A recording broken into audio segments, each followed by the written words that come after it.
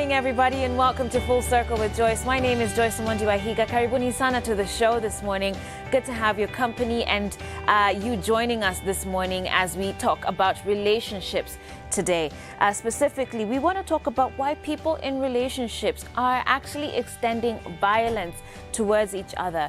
We've heard in the news how so many different cases of people actually going as far as killing each other in their relationship, or killing their spouses or their partners, their girlfriends, their boyfriends.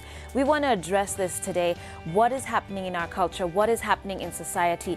What are the underlying issues that we have not been talking about today? Let that be the day that we actually put some of these issues to rest. I'm going to have two amazing guests in studio. They're going to be sharing their insights with us, even as far as what causes trouble in relationships and how to best handle them. So be sure to stay tuned for this. And before we get started, of course, here's your inspirational word for the day.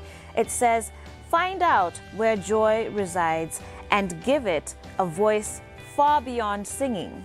For to miss the joy is to miss all. That's from Robert Louis Stevenson right there. Indeed, find out where joy resides and give it a voice far beyond singing. So don't just sing about it, but let it be your whole countenance. Let it be everything that you actually stand for during the day, throughout the week, and even through the rest of the year. And so with that said, we're going to get started. I want to invite you very early on. Begin sending in your SMSs. 22999 is the SMS line. You can also reach us on our social media page. That's at Switch TV Kenya on Facebook and Twitter, and at Switch TV KE on Instagram. We'd be more than happy to take in your feedback. With that said, here is Guardian Angel and Paul Clement with the song Wakati wa Mungu. Karibuni sana. This is Full Circle with Joyce.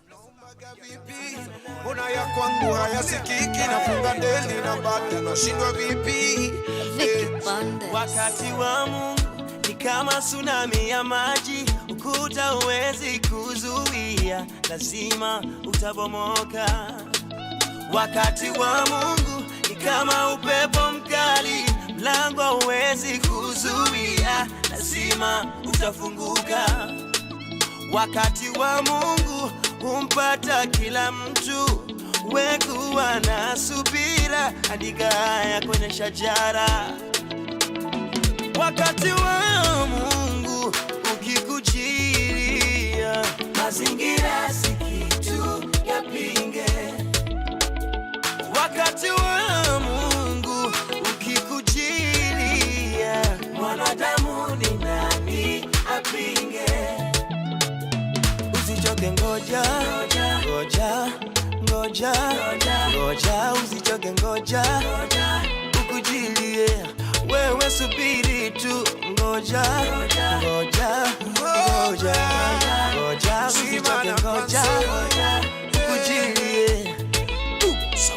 Yo nilisoma na magays na washapata makazi, wanafu wanapata fursa ya kula cha mkufu. Mimi bado nauliza kanisa waipata nafuu, ama kweli talanta itafanya nile na wakuu. Wakati wa Mungu, je, utawahi nifikia, baraka zangu niweze kuzipokea? Wakati wa Mungu kweli utakufikia, baraka zako uweze kuzipokea. Nimechoka kungoja, usichoke, ngoja, usichoke, ngoja, ukujilie, wewe subiri tu, ngoja, usichoke, ngoja, ukujilie. sina tuani, natamani kivulini nipate amani. Jua Mungu ni mti wenye kivuli kizuri, ni mti wenye uzima na kweli. Hey.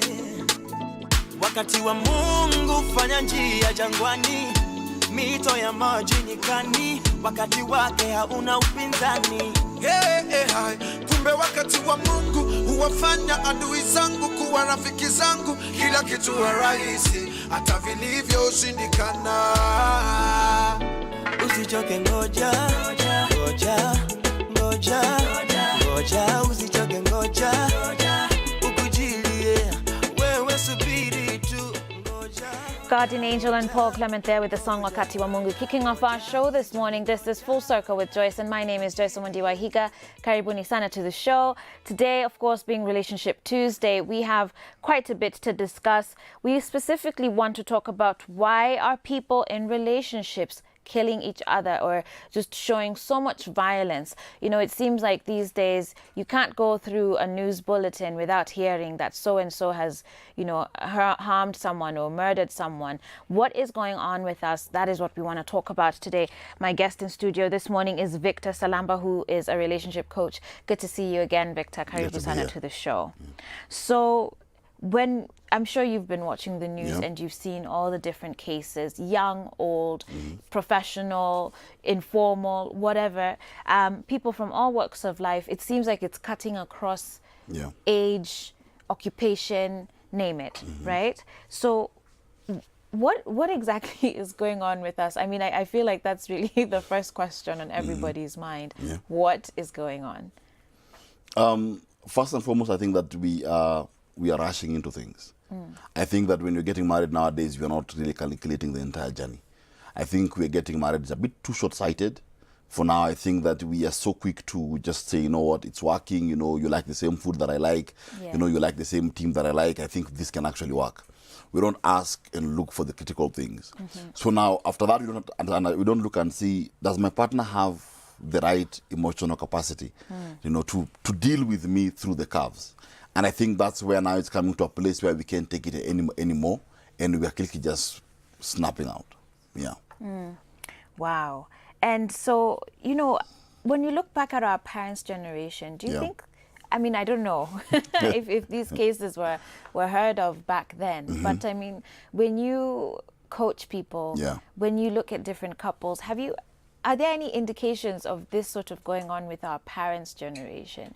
Or is it something that you're seeing is springing up more and more, particularly among younger couples, perhaps because of the things you're saying, we're kind of just rushing into relationships? Yeah, you know, actually statistically, based on what I do, what is scary is that couples that are struggling now, mainly, have three things in common. One, they are well-educated. Okay. 2, they are successful. 3, they have a basic knowledge of God. Wow. Yes. Basic is that. You need to, those are the 3 things that couples that are struggling today have in common. Which is so strange because it is the opposite of what you would think. So you said they are well educated, number 1. Yes. Number 2? They are very successful.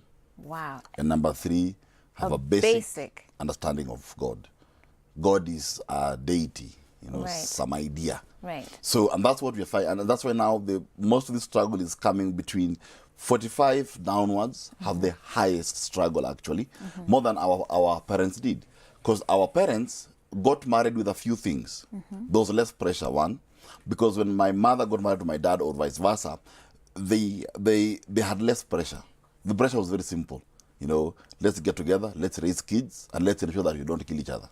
You know, and it was simpler because my dad would go out and work harder, and my mom would kind of sit back and take care of us. Or if at all, they both went out they had their balance well thought through. As when you get into marriage, a lot of things have changed. You know, and I like giving this example. You know, that the way we were taught or the way that we were raised to think is that the way that a marriage works is it works best if the man is in front. And that's the problem we have. Yes. Because a marriage doesn't work best when the man is in front. A marriage works best when a man puts his wife in front. Right. So when a man puts his wife in front, they can work.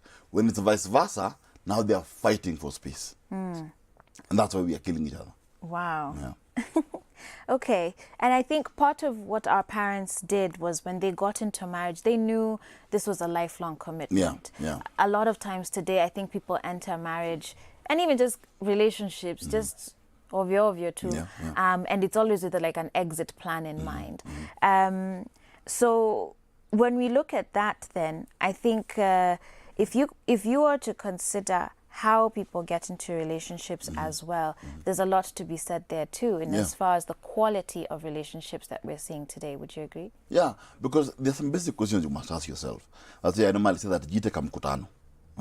You know, sit down and ask yourself, and look at the long range. Do I really see myself with this person? Because there are people who maybe asked you out, and when you sat by yourself and thought, when you thought about, do I really see myself with this guy when I'm 70? Your stomach turned, you know, and you turned with it. You know, and so the thing is that we are ignoring these things, and we are choosing to ignore the fact that, you know, does this person, do they think like I do? You know, basic simple questions. What is the idea of work, for example, you know? You know, and that's you find someone getting angry that, you know, the husband sleeps the whole day while she's working. She never asked the fellow, what is the idea of work? Maybe the idea of work was to sleep and to make babies. That was his idea of work. You're assuming the guy's idea of work is to go and look for work. No, he didn't think that way. You should have asked this particular question, you know.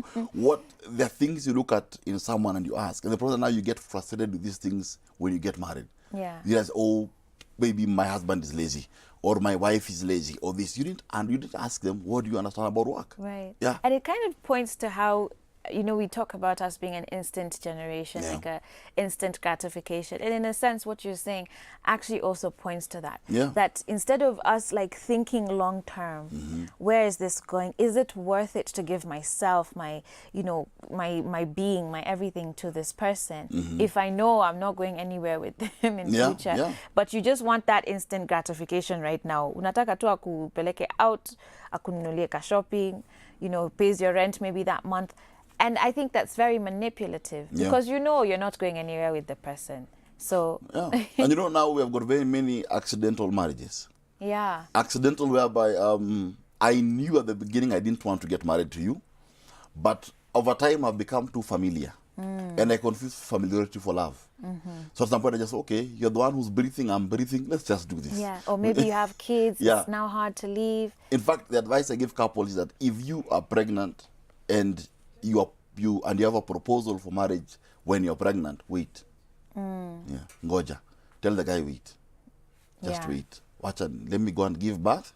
Then we look at some few things. See if he's still with you. Yes. After the baby comes. All right. So I think one of the things then we definitely need to begin talking about is conflict resolution, right? So obviously, with a lot of the guys who we've seen these stories in the news of people killing each other, basically, surely there has to be a conflict that has not been well resolved. So maybe you can give us your viewpoint as a relationship coach. How do you go about resolving conflict in relationships? First and foremost, I've always said, be aware of your personalities. There are things that come into play when you're dealing with any form of conflict. Because one thing I normally teach couples is how to fight. Okay. You teach them how to fight. How to fight, All right. Because shed some light. It is inevitable at some point within any marriage for you to fight over something. So you teach couples how to fight. First of all, you must understand this person's personality, right? For example, there are people who, when something is hot, they run into it when it's hot. There are those who, when something is hot, they retreat. And I realize this with my own wife, you know. My wife is the kind of person, when she's angry, she wants to keep quiet. Me, when I'm angry, I want to talk. So the more I talk, the angrier she gets, the more she keeps quiet. The more she keeps quiet, the angrier I get. I keep on talk. So it's around the same circle. So over time, we have to sit and think, what is her personality and which one is mine? Where do we meet? Then after we look at our personalities, we look at something else. When you're fighting with your partner, be task-oriented. What are you looking for? You know, Joyce, you can start a fire, and by the time people are walking into the room, they wonder what you and your husband were arguing about. Because you have left from talking about the spoon on the table to your grandmother. So when someone walks out, are you talking about my grandmother? Is it about a spoon? Is it about what? To be specific, that am I dealing with one issue? What am I looking for? Am I looking for an apology? Am I looking for them to agree? Or do I just want to vent? Because I don't just want to vent. You look at all these things. Then thirdly, be aware. You married your friend. You never married your enemy. I don't understand this thing where we think you married our enemies. Because this is why people are getting killed at times. Is that you find that the people, over time you deal with your partner like she's your enemy or he's your enemy. You can't tell them, you can't deal with them respectfully. You can't tell them things. You know, I had a guy telling me that I can't tell my wife that I have property. I asked him why. He said, if she knows I'm rich, she will kill me. Wow. Yeah, you know, I told him, Honey, what happened to love? What were you doing when you got married? What did you say? actually, Which it was vows confusing. did you make? Yeah. In fact, I actually asked him, don't you think that if she knows you have wealth and you're hiding it, you have a higher chance of being killed? You know, it's easy it's actually just to say it. But you see, we forget that I married my friend. Yeah. And while we are dealing up with this issue, we must finish as friends. We can argue about something, finish it, and still have dinner and laugh, because it has nothing to do with us. Yeah. It was an independent issue. Yeah. But the moment everything is mixed there, you put my grandmother inside there, my level of education, sijui nini, that I was, you know, everything. By the time we are finished, you wonder, what are you talking about again? Right. Yeah. Guys, I'd love to hear from you. How do you handle conflict in your relationships, in your marriage? What is it that you do? How do you handle things? Do let me know. The SMS line is 22999. You can also reach me on our social media page. It's on Facebook at Switch TV Kenya. Let me shout out some guys who are watching here today. We did ask you on Facebook, why are people killing each other in relationships? Someone here says, Peter Kithinji, you say things are loved and people are being used. Most people are materialistic. Thank you for your feedback there, Peter. Liz77, you say, good to see you, Victor. I'm your fan. Your voice at radio is awesome. Joyce, you're looking gorgeous. Thank you so much. Loving the show. Asante Sana. Let me shout out some more guys who have given us their comments here on Facebook. We have Kennedy Otieno Nyandiko, you say you're watching from Bungoma with great interest. Thank you very much. Irene Kendi, good morning, Joyce. You say you're watching from Mombasa. Flo Waithira, watching from Komarok. Marie tuned in from Githurai. Kips Ben, you say you're watching us from Washington, D.C. Asante Sana. Winnie, Stacy, Gitau, Nyandara, locked in and always tuned in. A couple more shout outs here before we go on a break. Justice Muli Masaku, live from Machakos. Good morning, Joyce. Good morning to you. Penina Mudhoni wa Ndugamano, you say good morning. And Penina, Penina, you say you're watching from Kirirwa, Nyeri. Thank you guys so much for being a part of our program this morning. I really do appreciate your company. It's good to have you here. When we come back from the break, we're going to continue with Victor, and we're going to have another guest joining us in studio. Her name is Grace Kariuki. She's a marriage and family therapist. We're going to have both a man and a woman shedding their light on this topic right here, as far as why are people killing each other. In the meantime, be sure to send me your comments on how you are resolving conflict in your relationships. I'll be back in just a bit.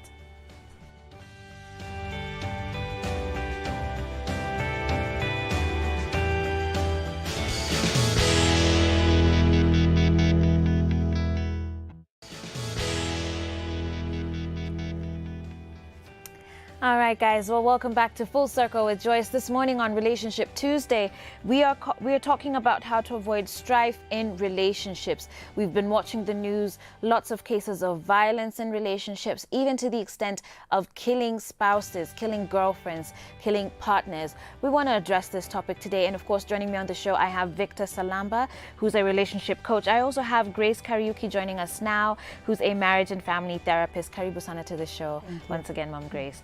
Now, just before you joined us in the previous segment, I was talking with Victor, and he had mentioned something very interesting, that in his experience, the people that come in for counseling as a relationship coach, that come in to see him when they're having trouble, most of the time end up being the most educated, the most successful, and you said? Basic understanding of God. And have a basic, only a basic understanding, or maybe have a whole basic, depending on which side you, only or an entire basic understanding of God. Is that your experience as well? I mean, because we were trying to understand who are these people that end up in this place. Okay. Well, it is true, mainly because of economics. So if somebody is going to walk into my office, they can afford my services. So that's who I see. However, on Mashinani, you know, on my Facebook, on my wherever I speak, we do have even low income, low educated people who are also going through the same struggles. Okay. So I would say that it is true what we see in the office, but also within the community.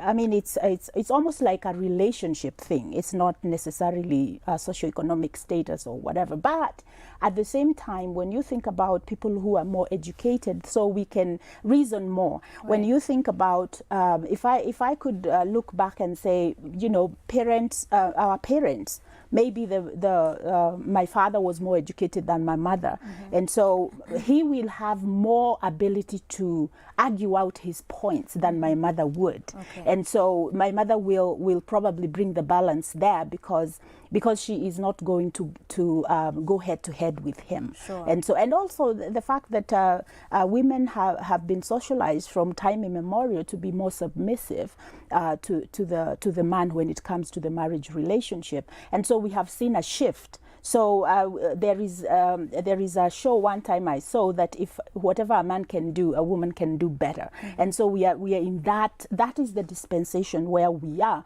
And so now men are finding, and I'm generalizing here, men are finding it difficult to deal with the empowered woman, with the educated woman, with a woman who is economically empowered. And it's becoming an issue of, when we talk about submission, immediately women go into defensiveness, right, because of the way that it has been taught over time. Okay. And so it's time for us to change the conversation and actually think in terms of where we are right now in the society, in all economic-wise, empowerment-wise, and other things. Right. Yeah. So, Victor, when you tell men to call a meeting with themselves, do you also sort of talk to them about who women are nowadays? You know, there's always that saying, I guess it was Sigmund Freud even, that you sort of marry your mother and you marry your father.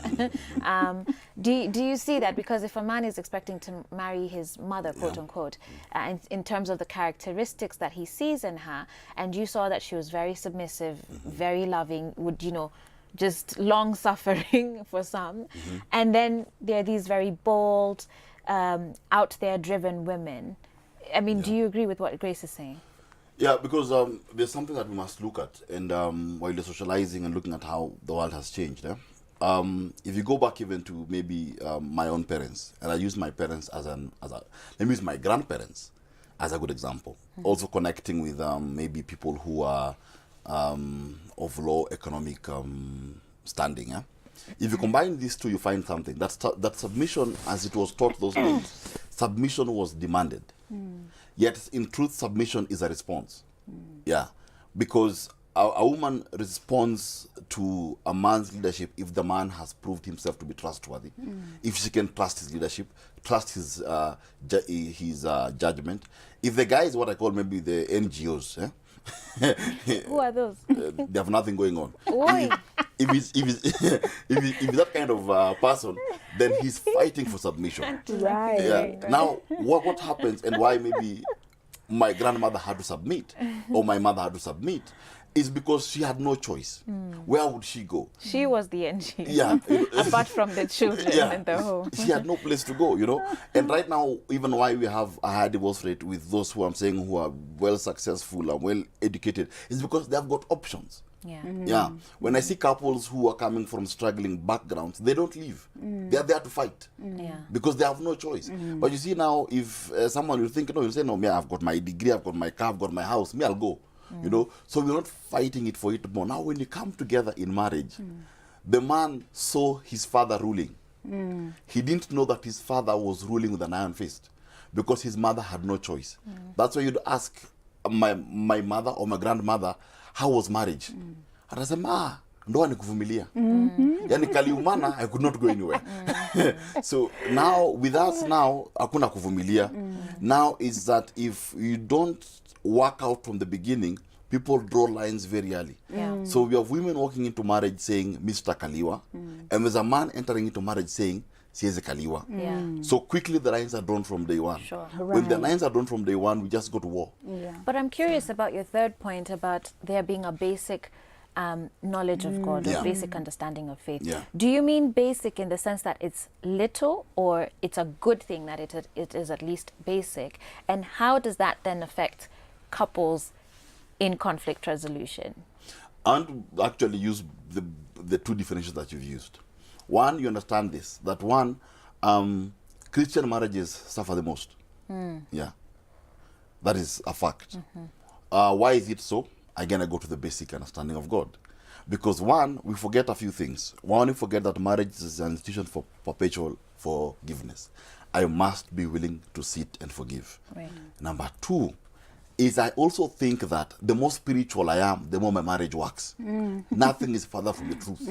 You can spend your entire day praying until, but you know, we forget that some things that the marriage needs. Right. And there are some cases where you find that a couple, maybe it's the evening and they want to be romantic. One of them wants to be, and the other is in the bedroom, has lit up all the candles, and you think it's for the mood, but it's for prayer. Wow.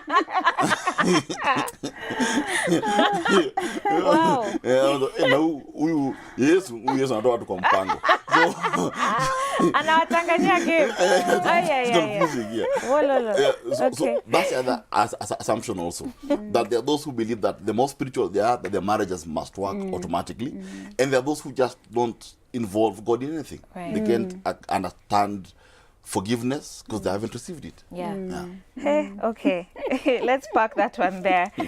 Before we go on break, Mom Grace, I really want to ask you this. I began talking about it again with Victor, about conflict resolution. Right. And I'm very curious as to, so fine, we talked about how we're a bit of an instant generation. We really, if I don't have something now, we don't even have the maturity or the patience to sort things out calmly. Yeah. But I'm very curious about the psychology of the person who, when a conflict isn't resolved, what switches in that person's brain that then you think it's okay to kill someone? Now, or to turn violent. Right. The factors that there is factors toward when a person goes to that extent. There are many, but one of them, we have to look at the mental health of that person. Now, I'm going to generalize here for a minute. Sure. If you are introverted, that means you don't talk much, you think more deeply, and you overthink things, and you feel much more deeply than the other person. Right. And so you, if you're melancholic, you will be more prone towards depression, because when things happen to you and injustices, when you're disappointed, betrayed, when you're hurt, when you're sad, you turn that inward. You don't speak. How does that happen? It's usually because when you are growing up, basically your basic personality is that you don't talk too much. You are a private person. And then you grow up in a home where you are probably the middle child, and so you are the forgotten child. So the firstborn speaks, the lastborn gets a lot of attention, and you get lost in the middle. So your voice is not heard.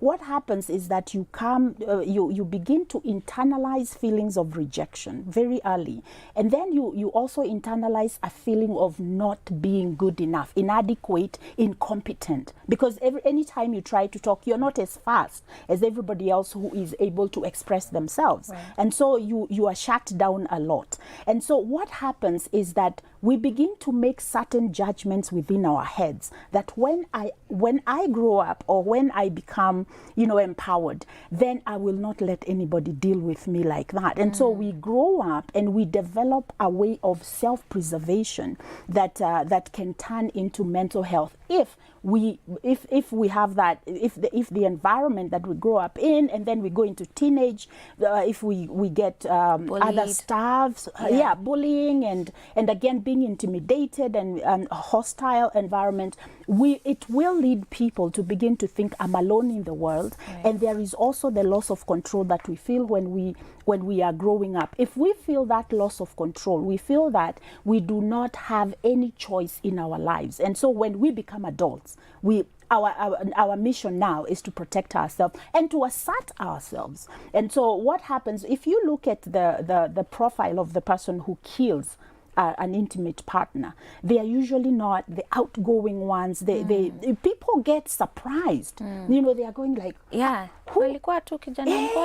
happened? It's because again, they have felt injustices throughout their lives, that when they find love, this person becomes their everything. You've heard somebody say, oh, you are my everything, you're my sunshine, I breathe you, I can't eat if I don't talk to you, and all that. And it's true, they feel that, because they have experienced rejection, whether it is experience for them or they were actually rejected. That's not even the question. The question is, how did you experience the people that you have that nurtured you when you're growing up? And so eventually what happens is that they become very defensive and they become very possessive. Now it can go to the extreme where people become what we call obsessive love. So instantly I fall in love instantly and you become my everything, and now if I am going to lose you, because usually that's not a healthy relationship, because it's too confining, and that person is going to try to find a room to breathe. And then now we begin to think about, you are not leaving me, you are not going anywhere. And if I can't have you, no one can have you. Goodness. Okay, guys, we're going to take a short break right now, but when we come back, we're going to be taking in your SMS and Facebook feedback. I see a lot of them have already come in already, so thank you so much for watching. If you'd like to be part of the conversation, don't get left behind. Do SMS in your question. It's 22999. You can also contact us on our Facebook page. That's at Switch TV Kenya. With that said, stay tuned. I'll be back in just a bit.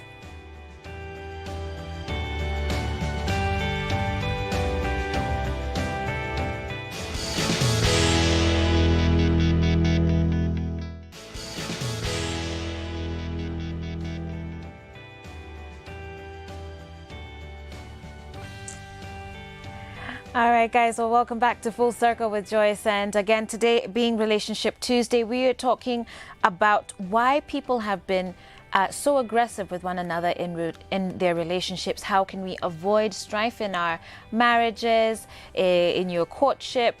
And specifically, we've been talking about why people have been killing each other and why there's that much news about it, or we're seeing so many stories come out of it in the news. And joining me in studio, of course, I have Victor Salamba, who's a relationship coach, and Grace Kariuki, who's a marriage and family therapist. A fascinating conversation we've been having here this morning. So if you've missed it, please be sure to catch the repeat at 3 p.m. today. You can also watch the episode online. That's on our YouTube channel and also on the Full Circle with Joyce page on our Switch TV website. But for now, we want to focus in on your questions.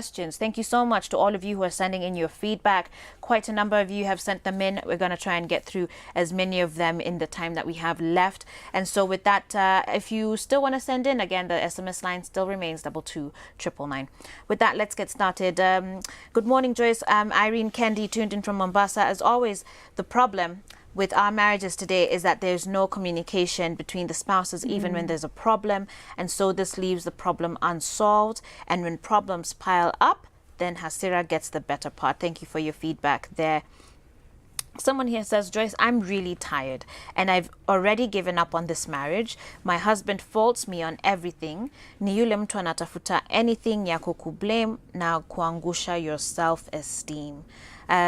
So that's one comment there. I'm going to tie it in with some other SMSs that we've received here. Someone says they have a positive way of resolving conflict. They say, I resolve conflict by first praying about it and then engaging my partner at a later time when I'm not emotional about the issue, since I want to be at a sober state when I ask him about it. It works well most of the time. That's Frisia. Asante sana for that feedback, and hopefully that's something that a lot of people can pick up. Victor, let me point this to you. Someone here says, how can I deal with a situation when one is angry, he wants to talk to me, but I just need to be alone and quiet? This is again pointing to the example you said of your wife and you, introverts, extroverts. And I can totally relate to this example, by the way. So, I mean, what would you suggest in that situation? All we did is we met in the middle. And the middle for us is I do what I don't naturally like to do, and she does what she naturally doesn't like to do, which is she communicates and tells me, Victor, I am angry, give me an hour. And at that point, I bite my tongue. I do the opposite. I choose to keep quiet for 1 hour. So that's always the middle ground, is that whenever such a thing happens, move to what the other person will diffuse them, and do also vice versa. So my wife speaks, tell me, just give me time, and at that point, I don't respond. I keep quiet because I know she watches that's what she is comfortable with. After an hour, we now meet and deal. Okay. In fact, actually, so there's someone here called Laura. She's watching us from Kiambu. She says, both my hubby and I are retreaters when it comes And when we have an issue, we tend to go quiet for a while and then talk about it later. Those quiet moments, however, at times are so hard. Imagine tu kupitana tu kwa nyumba, like hamjuani, especially when it's a hard issue to solve, but it has worked for us for so long because we have to talk it out in the end. So again, at some point you guys just have to meet in the middle, and that's what marriage is. It's compromise, it's putting the other person first. All right, let's move on. Hey Joyce, personally, I don't know how to solve conflicts in a relationship where there is no communication. When I tell my boyfriend, with whom I have 2 kids, we need to solve issues, he tells me I should be an area chief so that I can solve issues. There was a time after having our first kid, he cheated on me, but before I confirmed it, he was denying it. He even tried to choke me at night. He calls me names like Shetani. I tried to walk out, but he told his parents my parents it won't happen again. Before them, he is a good man, but when alone, he is another thing. What should I do? Grace, let me point that to you. Yeah. Wow. Well, the thing is that she is in a toxic relationship. She is in a relationship that we call codependent. And the question would be why is she staying in that relationship? I didn't hear that it's a marriage. She said it's my boyfriend with whom I have children with. So there is no, what we can say, there is no foundation to work on this, because are you married? Because if you're not committed, if there is no long-term commitment, then there is no, I can sit there and say, well, I'm not committed to you. I'm in a free relation. I can be. They have 2 kids. Yeah. Well, children doesn't mean that we have a commitment. It means that we have children. So it can be an arrangement. It's a situationship, so that now the other person feels you're not binding to me. However, from what she's saying, there are parents involved. Yeah. So maybe they need to have a conversation about defining what is this relationship they are in. Because see, Joyce, the one of the issues that we have in marriages today, a lot of people do not have common goals about their relationship. Sure. So first of all, if I don't know who I am to you, and what our relationship is about, it's hard to create boundaries in that relationship, because we haven't indicated. But we can say that the guy is committed because he stays, and the girl is committed because she stays. So what they need, I would suggest for them to get some relationship counseling first and foremost, so that they can be able to figure out how to mesh their differences, how to work together. Okay. That would be helpful. When it comes to cheating, like we said another time before, is that you need to create your own culture within your relation. When I listen to Victor talking about him and his wife, there is goodwill between the 2 of them. And so couples need to figure out, what are we about, and what is it that we are doing? Are we are companions, we are partners, and we are supporters of each other. Are we doing that together? So if we are not doing that, then ile mtungi haijajaa maji, so I'm just shaking all the time. Right. Let's hold that one there so that we can get to some more comments. Hey Joyce, say hi to Victor. Na ukanyangie hapo. Wa? Okay. For me, I hate to be told like I always want to be the one who is right. My husband is these men who hate arguing. So naongeanga peke yangu nikichoka nasema pole. Okay. Okay. Unaongeaka jameni. Unaongea peke yako ukichoka unasema pole. You're just trying to imagine kama angekuwa those men hawapendi kuambiwa ningekuwa nimemadwa sahi. Wow. I think as women we need to swallow our egos. Besides the class or money, we respect our base, because real love is a beautiful thing. That's she watching from Roy Sambu. Do you agree with that as a man? Like, do you think she's making some good pointers right there? Is it about women sort of swallowing their egos? I've put you on the spot. You put me on the spot, yeah, and my wife is watching. But it's just about timing at the end of the day. It's always about timing. And whenever you have anything to do with in relationship, timing is everything. You pick your moments wisely. I've always said that marriage, not every battle is to be fought today. There are battles for next week. But also, she should be also keen about a guy who switches off when she's talking. He's switching off because there's a possibility that, if you grew up in a family where his mother used to make noise, when you start talking, he switches off. There's a possibility that after she began talking, the only thing he had was when she began. After that, the guy switched off. And pop, pop, pop, nothing, he had nothing. In fact, if she asked him, what did I say? He'll say, Exactly. Yeah. So it is good that also that, but they have their own way of understanding also, to see also does he understand her as well. At times they're just those who understand each other. Right. Yeah. All right. Could I add something? Sure.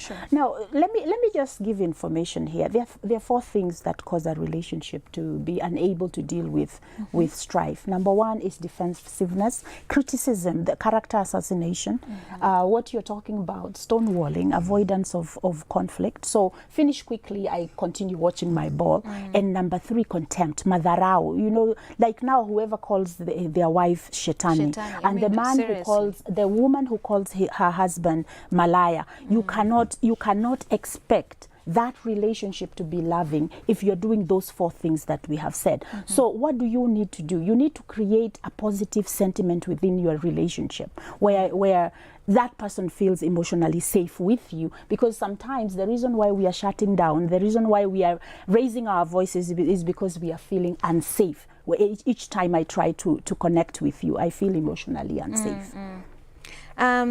So, wow, here is a very sad SMS. My boy lover canes me so badly, but he is asking for forgiveness. What should I do? I'll combine that one with the one and Munyanito Shitani. Those 2 are criminals. Those 2 men are criminals, full stop. Why am I saying this? And I speak as a man strongly about this. It's because whenever a woman is being beaten by the husband or by the boyfriend, there is no space for another chance. First of all, pull out. Give the guy time. Aende amalize boxing. He goes for retreat, goes for counseling, goes whatever he can go for. But first of all, pull out. Because you can't say that. You can't call someone your boy lover and he's caning you. What happens when he puts a ring? And abusive men are that way. Abusive men are so good. They are good at apologizing. Yeah. They have a degree, they'll apologize for everything. In fact, you'll be the one who will be lying on their behalf. Ukisema, niligongo na ngombe. Yeah. People want a ngombe like happened in Nairobi. You start saying funny things, yet in truth, this guy has gotten into you. So this lady, what you should do right now is just to, delete the guy's number or throw your SIM card away. Acha kutafuta na njia ingine.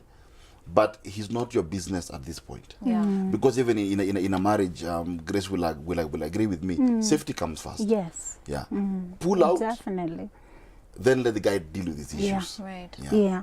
And we need to say, Joyce, that violence is illegal. It's a crime. It is. So when you threaten another person's life, that's a crime.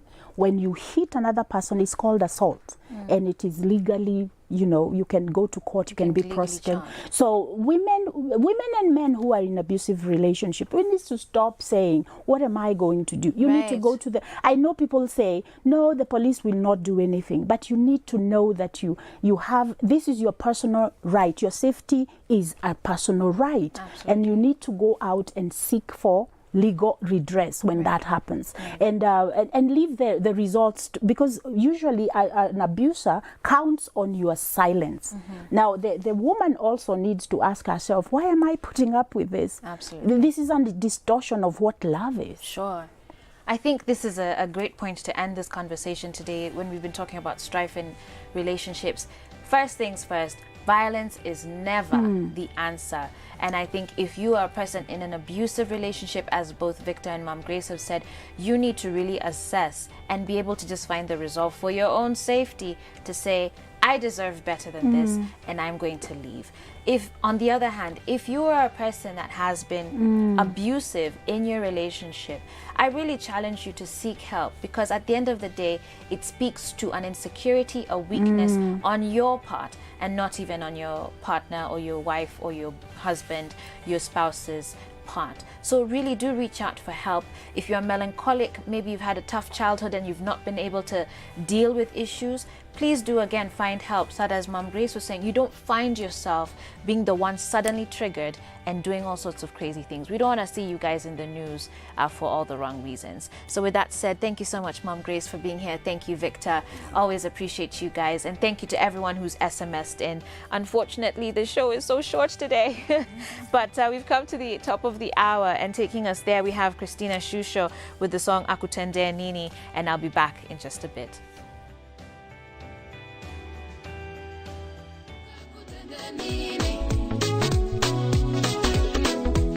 Akutende nini we, wataka kutende nini, akutende nini we. Neno moja nalitaka kwa Bwana, nalo ni hili: nikae nyumbani mwake siku zote za maisha yangu. Ghala lake limejaa, hakuna aliyepunguza hata robo. Akutende nini we. Wengine nataka kuwa raisi wa nchi, wengine wataka ubunge, nawe akutende nini we. Mwingine ombi lake apate shamba, huyu mume na huyu mke, wataka kutende nini we. Mama huyu ombi lake apate mtoto, mwingine apate elimu, wataka kutende nini we. Mwambie, wataka kutende nini. Mwambie, akutende nini we. Anasikia, mwambie, wataka kutende. Guys, thank you so much for being a part of the show today. I just want to big up some guys who've been watching us on Facebook. Angeline Sirona, you say you're watching us from Ruai. Mercy Mogusu, Asante Sana. Mukami Kinywa, Lynette Nyamagoya, Annie Mbataru, Maureen Otwori. So many of you, Crystal Kimani, Jeff Muna Njuguna. And what I love is some of these are names I've never read before. So Karibuni Sana to the Full Circle with Joyce family. And to everybody else who's been tuned in, I really do appreciate you guys. My time is up. I need to go. But thank you once again. I'll be back here tomorrow for health and wellness. Until then, have yourselves a blessed day. Ciao. Malaika kifika, anaingia kisimani, anatibua maji, na mimi nakuwa wa mwisho. Wataka kutende nini we. Yesu akasema neno moja, jichike godoro lako.